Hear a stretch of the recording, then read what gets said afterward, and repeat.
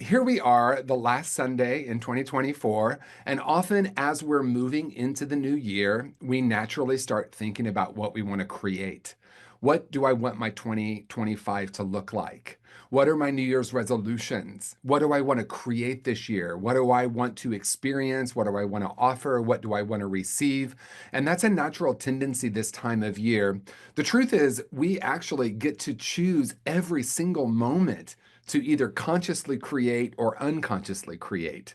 But collectively, this week that happens as we move into the new year in a few days is a time that many of us reflect on what we want to create. But what I want to offer today is what might be a way to anchor in spirit and in gratitude as we not only look at what we want to create in 2025, but what we would like to release. And in many New Thought traditions, we do something that is called the burning bowl. And for anyone who doesn't know, that essentially means you write down anything you want to release from the year and ceremoniously burn it in a bowl. And the idea is that we then can release that.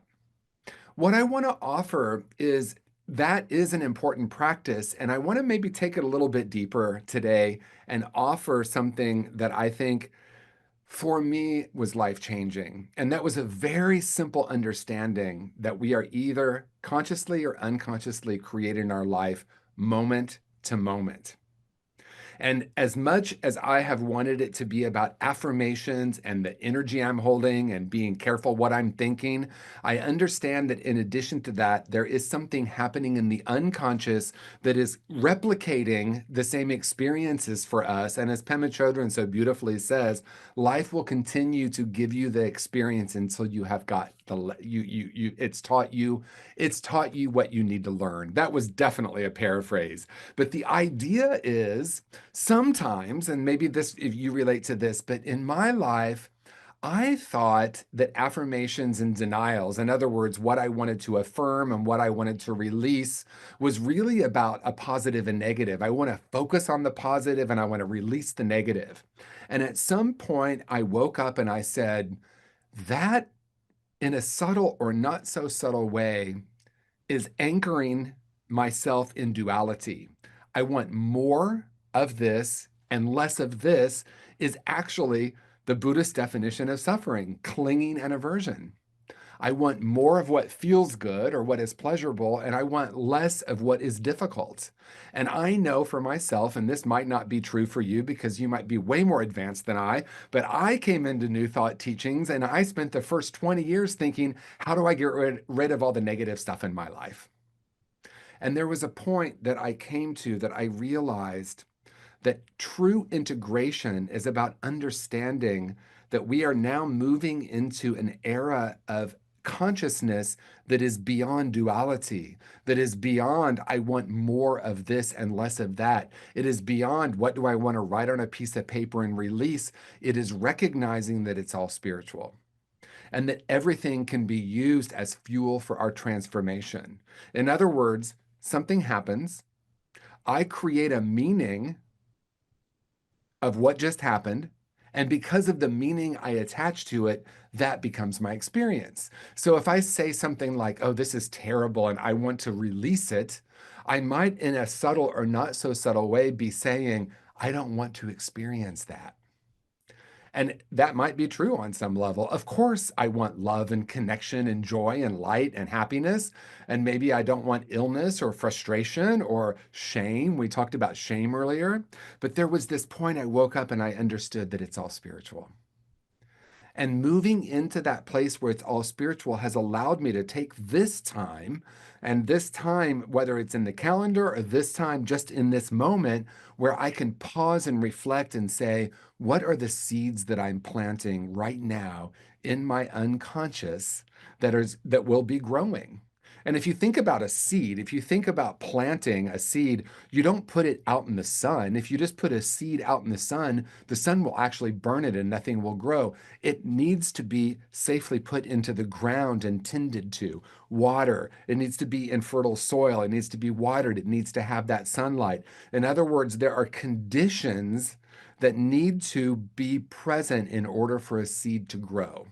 And so if the seed is an idea for your life, I have an idea of what I want to create. I have an idea that I want more love in my life, more connection in my life. That seed starts in consciousness.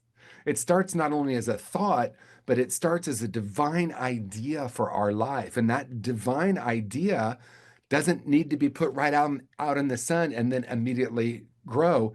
It needs to be tended to. And so perhaps this week is a perfect representation of the time that we move within. We ask ourselves, what is the highest possibility for my life today? What needs to be released in order for me to step more fully into the life that I know I'm here to live? And when I say what needs to be released, I'm not talking about conditions. I'm talking about inner states of consciousness. And an inner state of consciousness that I've been working with and looking at and aware of is this idea to cling and avert, this idea that I want more of what feels good. And there's nothing inherently wrong with that. But the issue with that, I'll put it this way, if we say it's a beautiful sunny day, and I know I talk about this a lot, but it's such a perfect example. If I say it's a beautiful day, most of us would say something like it's 70 degrees and sunny. And then I'll say, unless you live in San Diego, you're going to suffer because we experience all different weather. And when we think this one thing, this one very narrow experience of the weather is a good day, what happens on all those other days? And so we could say, well, I'm not gonna live anywhere where it rains. Well, if we live somewhere where it doesn't rain, there is literally no life. So sometimes our points of view need to be questioned. Sometimes the stories that we have been carrying around need to be questioned. What stories, ideas, and beliefs have you been carrying around, whether it's in your conscious or your unconscious, that have been creating the conditions of your life? Now, I want to take a little bit of a dive into the unconscious. If a story is in my unconscious, how would I know it's there? Because I'm not aware of it, right? It's literally if it's literally in the unconscious, then I'm not aware of what's happening. It's actually profoundly simple. I look at the conditions of my life, and I look at those conditions of my life that keep repeating themselves, those conditions of my life that keep, for whatever reason, and I'm saying that in a very conscious way, how does this keep happening to me? Usually it's to me at that place in consciousness, or why do I keep doing this over and over and over again? Those are that's the insight. That's the window into the unconscious or the subconscious, because we in unity teachings and in new thought teachings understand that thoughts create reality. Many of us also understand that it's something much deeper than thought. Thoughts do have a lot of power, but there's a frequency, there's a vibration that is happening underneath the surface that is actually what is creating reality. So if I'm saying things like, I am abundant in every way, but there's this little thing underneath that's like, but do I actually deserve that? Or I might have an old story, whether that's about money or relationships or love. Like some of us got messages like, don't be too big for your britches, or who do you think you are? Right? The greatest act of arrogance is limitation. The greatest act of arrogance is not enoughness. And the reason I say that is those are the situations in our life that keep getting recreated based on my concretization of a story, of an idea, of a belief.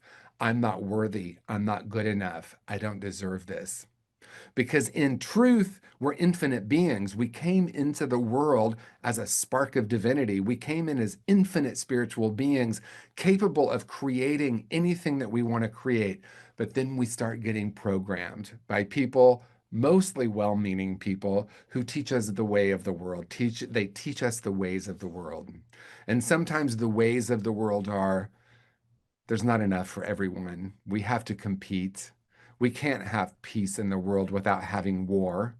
There are so many concepts and ideas that we have been fed. And we come into New Thought teachings and we hear things like, change your thinking, change your life. And so we might say, oh, I don't want to focus on that thought. I'm going to look away from that. I'm going to pretend like it's not happening. I'm going to write that down and put that in the burning bowl. But we're talking about something that's really different than that. And that is embracing everything that's happening in the world as an opportunity to know ourselves more deeply. Those conditions that keep replicating are an indicator of where I am in consciousness, not from a place of what am I doing wrong, but from a place of look how powerful I am that I keep creating all of this lack. Look how powerful I am that I keep creating. I'll tell you a story. I had two core beliefs or core false beliefs that ran the show for me. One was I'm not lovable, but the other one was everyone likes me. So I had a very interesting experience in my early life of everyone likes me. I feel very likable. I have so many friends, so many connections. But if they really knew me, if they really understood who I am underneath this, they could not possibly love me. So I found myself unconsciously creating the same types of relationships over and over and over again. People who liked me and who I liked, but we couldn't go deeper. I couldn't let someone really see who and what I am or what I was thinking, what I was feeling. Now, of course, I know today I was capable of that, but I didn't understand that I was. I also understand that those were lies about myself anyway, believing I was broken or damaged or not good enough. The truth is, we are infinite beings. And the truth is, the more we understand that and tap into ultimate reality, that frequency, that effervescent creative spark that we are, we naturally act that way in the world and the world responds, or we make different choices because we believe that we're worthy of this. And the greatest paradox is we don't really need anyone or anything in the outer realm to reflect back to us who we are. But once we are tapped into that and living from that, we are radiating that into the world. And of course, we experience more love. And it's the furthest thing from selfish. Some of us have been said to love ourselves in that way as selfish because as I understand I'm an infinite being, I'm more available to love. I'm more available to serve. I'm more available to connect. I'm more available to see someone else through the lens that I see them through in their highest possibility. When I was in my early 20s and I felt damaged and broken, there was a person in my life who came in and said, that's not who you are. I know who you are. You're a precious spiritual being. You're an infinite being. You are capable of things beyond your wildest imagination. And my response was, ooh, obviously she doesn't know who I am. Because I was more comfortable with the shame. I was more comfortable with the brokenness. I was more comfortable with the addictions that I was living in. It took me some time to understand that the only surrender I really need to make is to understand that I'm an infinite being, a precious spiritual being, and that that is the truth for each of us. And as I know that for me, I know that for you. And that's how consciousness shifts on the planet. So here we are a few days before New Year's Eve, New Year's Day, and it's a time to reflect. It's an opportunity to ask, what are the perspectives, the ideas, the beliefs? What is the energy that I'm holding that has either kept me stuck or that has created more love in my life? The truth is, everything is available at every moment. I don't need to reject one or embrace another. It's just where do I want to put my energy? Energy is not born, we just channel it. We just channel it in a different way. So I have a choice every single moment. Do I want to focus on what's broken about myself? And when I focus on what's broken about myself, I see that everywhere in the world. When I focus on myself as a whole and infinite spiritual being, I see that in every living being. And then we start to create a different reality. And so, whether we were chosen to be on planet Earth at this time. We consciously or unconsciously chose to be here. We were assigned this, or we just randomly were born here. Right here, moving into 2025, the question that each of us gets to ask is, what do I want to create now? Who have I come to be now? Who have I come here to be? Who have I come here? Not only what have I come here to do, but what is the vibration of my life that I'm saying yes to right now? Every single moment is a moment we can open up or close off. Both choices are completely valid. They take the same amount of energy. It takes the same amount of energy to see the world as broken as it does to see the world as loving. As a matter of fact, I think it takes a lot more energy to see the world as broken because I used to feel depleted. I used to feel like I didn't have any energy at all. And the older I get, the more energy I have. And the reason for that is I understand the truth of who and what each of us is. Each of us is a spark of divinity. So as we move into this new year, this new moment, we can move in consciously, asking ourselves the question, what is the highest possibility for my life now? Who have I come here to be? What do I need to release in order to fulfill this vision for my life? How must I grow in consciousness in order to radiate more love in the world? What are my unique skills and talents that have made me uniquely available to access this internal spiritual blueprint that is unique to me? We all have the same ultimate purpose, and that is to awaken to this greater reality. And each of us has our own unique spiritual blueprint. So as we take some time to reflect in the next 48 hours or so, my invitation is to do that consciously and to ask these questions. What's the highest possibility for my life? How must I grow in consciousness in order to fulfill this vision? What needs to be released? What are my unique skills and talents? And am I ready to say yes? So in closing, what I want to offer is this question that's profoundly simple. Are you ready to say yes? Are you ready to say yes to a new way of being and a new way of seeing? Are you ready to embrace all that life has to offer? And just notice, do I want to reject some, call something bad, call something good? Or can I say, isn't this interesting? I know about the power and the frequency of one of the greatest spiritual technologies available, and that is gratitude. I can meet everything, every moment with gratitude, not grateful for, but grateful in the midst of this, grateful as being the frequency of gratitude. Grateful for everything that I once wanted to reject and grateful for everything that I wanted to cling to. This middle way, this openness, this curiosity, and this presence. I know that each of us is here by divine appointment. Are you ready to say yes to the greatest and highest possibility of your life right now? Take a moment, move within, ask yourself, am I ready to say yes to this greater reality?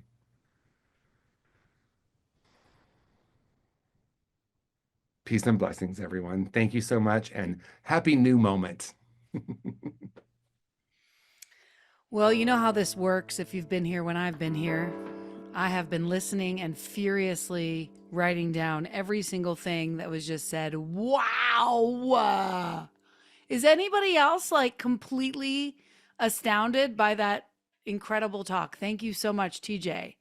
You are exactly what I needed to hear. I don't know about you, but and I see David grinning ear to ear. So we know what's going to come. I'm just going to make up something on the spot. I wrote down some things and I don't know what this is called. I don't know where we're going, but it's going to be good. Moment to moment, we create infinite beings, we integrate. We can have peace without having war, and we can release what's deep in the core, recognizing it's all fuel. Everything we experience is a tool. We are the seed and we need to be planted in truth. Tend to the truth and you'll find it inside of you. And there is no life where there is no rain. And the stories we tell create joy and pain. And how do we know what we aren't consciously knowing, well, we look at the conditions in which we are growing. Oh, what is your frequency? Look at your reality and ask yourself what core beliefs are running the show for me. What is running the show for me? Oh, what do you know about who you are? Do you believe that you are the stuff of the stars? You are the ultimate reality, the effervescent spark, making new choices from inside our heart. Moment to moment, we create infinite beings, we integrate, and you are infinite, capable, and you can do anything. You are precious. Feel that energy shifting, 'cause if you focus on what's broken, you will see what's broken, and the words of love spoken will make us more open. So move into the highest possibility. Radiate more love. Ask what makes me feel alive, and awaken your unique power in 2025. Moment to moment, we create infinite beings. We integrate. I don't know. There were moments in there. There were some moments in there. Moment to moment.